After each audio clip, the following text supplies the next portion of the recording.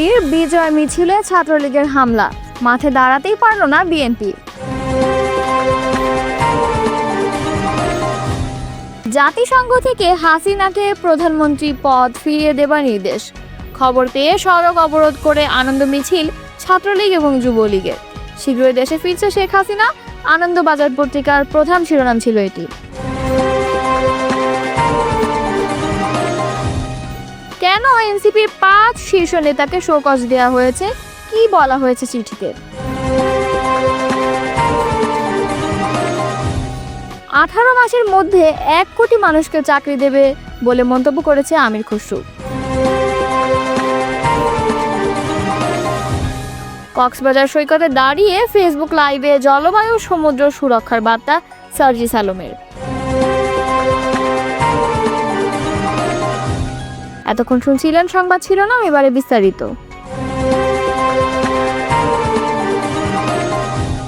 নির্বাচনের বিরুদ্ধে শক্তিকে কোনো জায়গা দেওয়া হবে না বলে মন্তব্য করেছেন বিএনপি স্থায়ী কমিটির সদস্য আমির খসরু মাহমুদ চৌধুরী। তিনি বলেন, নির্বাচনের বিরুদ্ধে, গণতন্ত্রের বিরুদ্ধে কিছু কিছু শক্তি সক্রিয় হয়ে উঠেছে। গণতন্ত্রের বিজয়ের পথে, জনগণের মালিকানা ফিরিয়ে দেওয়ার পথে আমরা এগিয়ে চলেছি। এই পথে যারা বাধা দেবে, বাংলাদেশের মানুষ আগামীতে তাদের প্রত্যাখ্যান করবে। আমির খসরু মাহমুদ চৌধুরীর নেতৃত্বে বিজয় র্যালিটি নিউ মার্কেট মোড় থেকে শুরু করে কোতোয়ালি মোড়, লালদিঘি ও বক্সিবিদ, আন্দরকিল্লা মোড়, চেরাগি মোড় হয়ে প্রেস ক্লাবের সামনে এসে সমাবেশের মাধ্যমে শেষ হয়। তিনি বলেন, বাংলাদেশের মানুষ এখন সুস্থ রাজনীতি চায়, সহনশীল রাজনীতি চায়, পরস্পরের প্রতি সম্মান রেখে রাজনীতি করতে চায়। বিএনপি সেই রাজনীতি শুরু করেছে, আমাদের সবার সেটি ধারণ করতে হবে। আমির খসরু বলেন, 17 বছরের আন্দোলনে আমরা সফলভাবে তারেক রহমানের নেতৃত্বে এগিয়ে যেতে পেরেছি। বারবার বলেছি, বিএনপিতে কোনো বেয়াদবের জায়গা নেই, বেয়াদবি করলে পার্টিতে থাকতে পারবে না। ইতিমধ্যে 5-6 হাজার জনকে বহিষ্কার করা হয়েছে। তিনি বলেন, আমরা এখন নির্বাচনের সড়কে উঠেছি। ধানের শীষ বাংলাদেশের মানুষের হৃদয়ের প্রতীক। জনগণ ধানের শীষের অপেক্ষায় আছে, তারেক রহমান ফিরে আসার পথে চেয়ে আছে। আমির খসরু বলেন, দেশের মানুষ আগামী দিনে যে গণতন্ত্রের পথে চলবে, তার জন্য আমাদের অর্থনীতিতে গণতন্ত্রায়ন করতে হবে। নানা বিতর্ক ও দলীয় শৃঙ্খলা ভঙ্গের অভিযোগের মধ্যে কক্সবাজার সমুদ্র সৈকত থেকে ফেসবুক লাইভে এলেন জাতীয় নাগরিক পার্টির মুখ্য সংগঠক সার্জিস আলম। বুধবার সন্ধ্যা 6:30টার দিকে সমুদ্র পাড়ে দাঁড়িয়ে দেওয়া এই ভিডিও বার্তায় তিনি জলবায়ু পরিবর্তন, সমুদ্র ও নদী রক্ষা এবং টেকসই উন্নয়নের বিষয়ে দলীয় অবস্থান তুলে ধরেন। লাইভে সার্জিস বলেন, এনসিপি 24 দফার ইশতেহার দিয়েছে। এর 21 নম্বর দফায় বলা হয়েছে জলবায়ু সহিষ্ণুতা এবং নদী ও সমুদ্র রক্ষার কথা।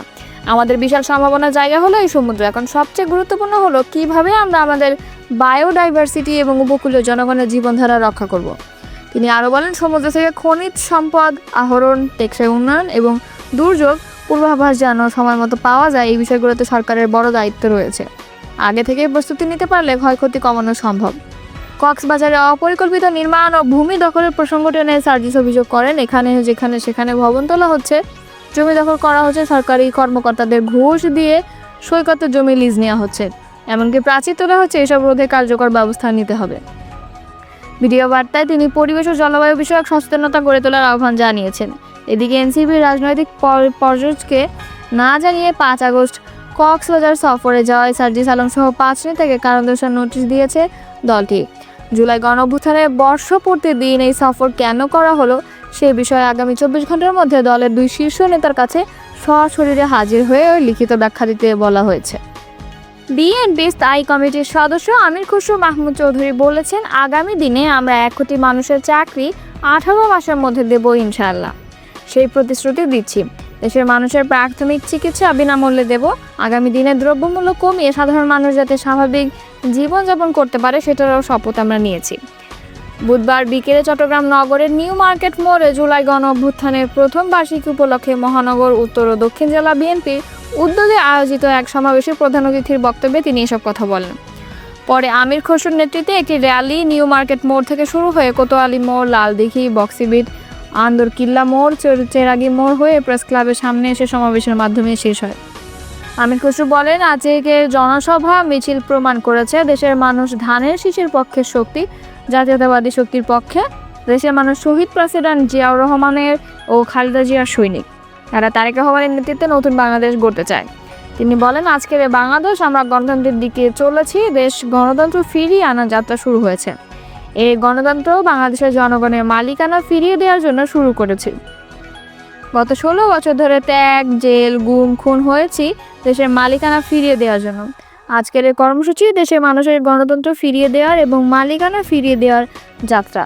আজকে আমরা নির্বাচনের সামনের দিকে এগিয়ে যাচ্ছি। তিনি আরও বলেন, যারা শৃঙ্খলা ভঙ্গ করবে তাদের রাজনীতি বিএনপিতে নেই, তাদের বিরুদ্ধে বিএনপি ব্যবস্থা নেবে। দেশের মানুষ এখন সুষ্ঠু সহনশীল রাজনীতি চায় এবং পরস্পরের প্রতি সম্মানবোধ জানিয়ে রাজনীতি করতে চায়।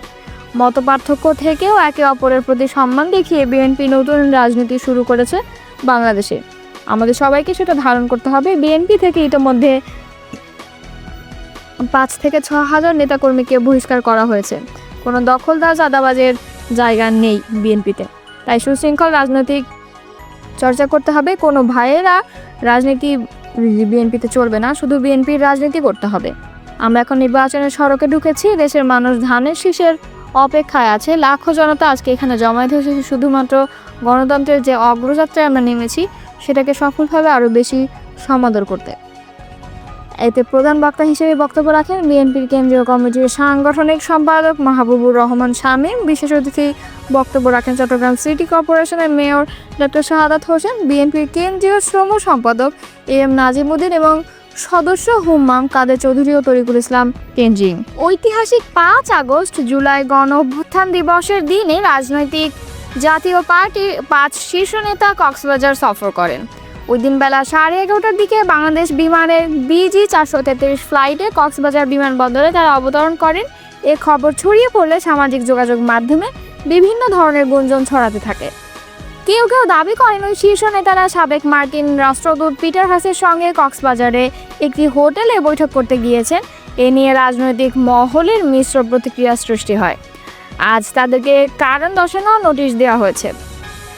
কক্সবাজার সফরে এই 5 জনের সঙ্গে ছিলেন সার্জিস আলমের স্ত্রীও আর খালেদ সাইফুল্লাহ তাসনিম যারা স্বামী। এনসিপি নেতারা বাংলাদেশ বিমানের একটি ফ্লাইটে ঢাকা থেকে কক্সবাজার পৌঁছান। এরপর দ্রুত তারা বিমানবন্দর থেকে বেরিয়ে যান। এ সময় তাদের কয়েকজনের মুখমণ্ডল মাস্কে ঢাকা ছিল। এনসিপির নেতারা বাংলাদেশ বিমানের একটি ফ্লাইটে ঢাকা থেকে কক্সবাজার পৌঁছান। এরপর দ্রুত তারা বিমানবন্দর থেকে বেরিয়ে যান। এ সময় তাদের কয়েকজনের মুখমণ্ডল মাস্কে ঢাকা ছিল। এনসিপি নেতারা বিদেশিদের সঙ্গে গোপনে বৈঠক করতে এসেছেন এমন দাবি করে হোটেল ঘিরে বিক্ষোভ ও প্রতিবাদ করেন বিএনপি নেতাকর্মীরা। তারা বলেন, ভোটে জিতে ক্ষমতায় আসতে পারবে না জেনে এনসিপি নেতারা পশ্চিমাদের সঙ্গে গোপন ষড়যন্ত্র করে ক্ষমতায় যেতে চান। এজন্য গোপনে বৈঠক করতে এসেছেন। যে কোনো মূল্যে এ ধরনের ষড়যন্ত্র প্রতিহত করা হবে। অন্যান্য রাজনৈতিক দলের নেতারাও নানা প্রতিক্রিয়া ব্যক্ত করেন। 5 আগস্ট গণ অভ্যুত্থানের জাতীয় অনুষ্ঠান বাদ দিয়ে এনসিপির শীর্ষ নেতাদের কক্সবাজার সফর ভালোভাবে নেয়নি অনেক রাজনৈতিক দল। এ নিয়ে সামাজিক যোগাযোগ মাধ্যমেও সমালোচনা হয়। পরিপ্রেক্ষিতে আজ এনসিপির শীর্ষ এই 5 নেতাকে কারণ দর্শানোর নোটিশ দেওয়া হয়েছে। তাদের আগামী 24 ঘন্টার মধ্যে সশরীরে উপস্থিত হয়ে নোটিশের জবাব দিতে বলা হয়েছে। মূলত দলের হাইকমান্ডকে না জানিয়ে শীর্ষ 5 নেতা কক্সবাজারে যাওয়ায় এবং এটি নিয়ে গুঞ্জনের ঢালপালা মেলে তাদের শোকজ করা হয়েছে। বুধবার এনসিপির যুগ্ম সদস্য সচিব সালেউদ্দিন সিফাত স্বাক্ষরিত পৃথক চিঠিতে এ ব্যাখ্যা চাওয়া হয়। এতে বলা হয়, গতকাল 5 আগস্ট জুলাই অভ্যুত্থানের প্রথম বর্ষপূর্তি ও রাষ্ট্রীয় গুরুত্বপূর্ণ দিবসে আপনি এবং দলের আরও 4 জন কেন্দ্রীয় সদস্য ব্যক্তিগত সফরে কক্সবাজার গিয়েছেন। এই সফর সংক্রান্ত কোনো তথ্য কিংবা ব্যাখ্যা রাজনৈতিক পর্ষদের কাছে পূর্বে অবগত করা হয়নি। এতে আরও বলা হয়, আপনাদের এই সিদ্ধান্তের কারণে ও প্রেক্ষাপট সম্পর্কে আগামী 24 ঘন্টার মধ্যে আহ্বায়ক মোহাম্মদ নাহিদ ইসলাম এবং সদস্য সচিব আক্তার হোসেনের নিকট সশরীরে উপস্থিত হয়ে লিখিত ব্যাখ্যা দেওয়ার জন্য আপনাদের নির্দেশক্রমে অনুরোধ করা হচ্ছে। প্রসঙ্গত, যুক্তরাষ্ট্রের সাবেক রাষ্ট্রদূত পিটার হাস ঢাকায় কর্মরত থাকায় সময় হাসিনা সরকারের গুম, খুন ও ভোট কারচুপির বিষয়ে সোচ্চার ছিলেন।